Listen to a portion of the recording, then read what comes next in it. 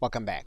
Now inside of your info and settings area, you do have a link that says advanced settings, and we're going to click on that right now. And some may increase our viewership, and there are some things that you may want to test.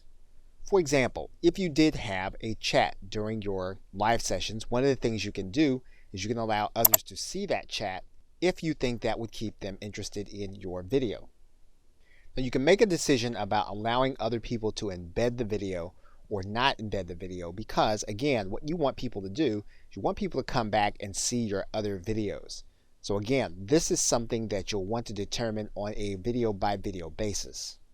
And in some cases, you may or may not want to make your video statistics available. Again, in some cases, knowing what these statistics are and being able to access them on the watch page will, in some cases, make some people want to watch and others not. So again, another thing that you'll want to monitor and decide and test.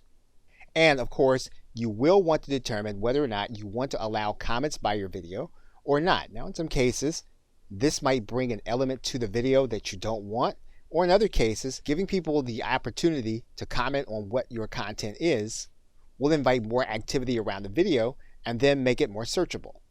So again, all of these are things you're going to want to determine by video basis and test to see how they fit with your particular business model. You don't want to just leave the default settings as they are. You want to think about how they're going to impact what it is you're trying to do. Okay, so with that, thanks, and I will see you in another video.